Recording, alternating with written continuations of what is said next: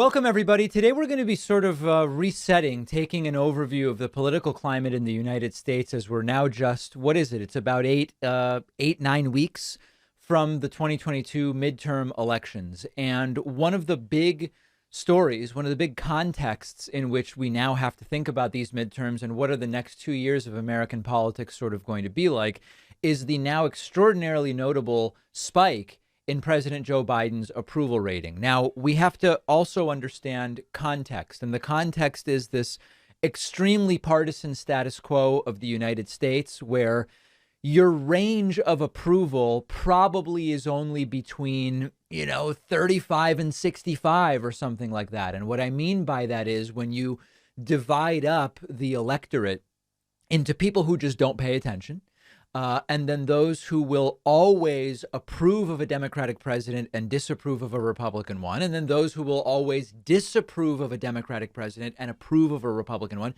And then you say, okay, who's actually willing to be swayed and to sometimes say they approve and sometimes say they don't, not based simply on the party of the president?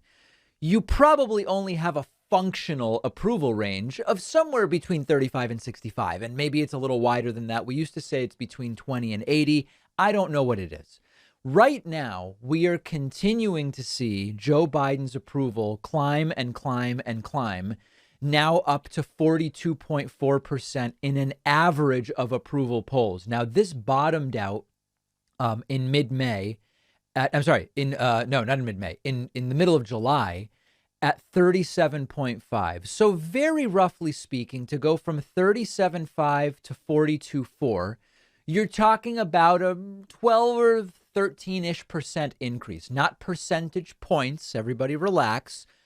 Percent, 12 to 13% increase roughly. You can check my math on that. Remember the storyline that at this point, we used to say, at this point in Joe Biden's presidency, he is less popular than every president dating all the way back to Truman, and I believe it was 46. We used to say that. We have a very different situation now. Not only has Joe Biden's approval rating gone up at a dramatic rate, but Joe Biden now, and I'll pull these numbers up for you, Joe Biden now has pulled even with Donald Trump in terms of approval at this point in their respective presidencies. Joe Biden has pulled roughly even with Bill Clinton at this point in their respective presidencies. Even if you look at Reagan, Biden is now basically where Reagan was at this point in his presidency. And same thing if you look at Jimmy Carter as well. And only a couple of points, interestingly enough, only a couple of points below Barack Obama at this point in time. So what is the meaning of all this? What is the importance of all this? Well, if people don't show up to vote in the midterms, the importance is essentially nothing. The whole context here is historically when a president takes the White House, when, for example, a Democrat takes the White House from a Republican, in the first midterm election, which comes 2 years later, Democrats usually don't do well. This might mean if they have the House and Senate, they lose both. Or it might mean if they don't have them, they fall behind by an even greater margin. We saw this in 1994 with Bill Clinton as an example. It almost always happens. However, and we'll look at where the numbers are, maybe Wednesday, Thursday. As of right now, Democrats are favored to maintain control of the Senate, potentially even expanding it beyond the 50-50 majority they have now with Kamala Harris's tie-breaking vote. And although the House is still statistically very likely, it's almost 4-1 likely to go to Republicans, there are now paths to Democrats keeping control of the House. Now, first of all, I'm not making any predictions, but I'm not predicting that Democrats are going to keep the House, but there is now a story to be told. There is now a path in which you could make that case, but it all depends on turnout. The 2018 midterm turnout was 53%, and that was the highest midterm turnout in 4 decades. What I mean by that is midterm turnout is normally very, very low. You don't normally get even 53% turnout.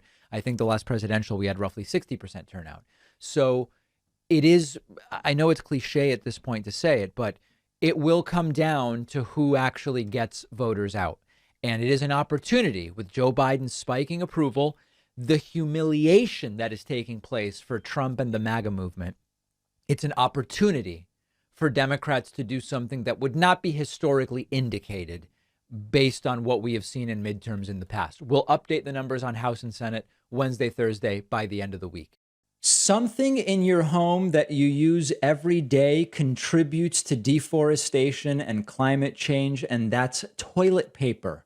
In the US alone, over 30 million trees each year are required to meet toilet paper demands, contributing to deforestation, soil erosion, devastating loss of biodiversity. Our sponsor, Real Paper, makes sustainable toilet paper that is 100% made from bamboo. A bamboo stock keeps growing. It can be harvested forever. It means that the soil and the ecosystem aren't disrupted. No carbon removing trees are cut down. The paper industry has a massive effect on deforestation and climate change, but you alone using bamboo toilet paper can make a positive impact, because for the toilet paper that just one American uses in their lifetime, hundreds of trees are required. Put an end to that right now with Real Paper. The best part is the stuff is really great. It's just normal soft toilet paper.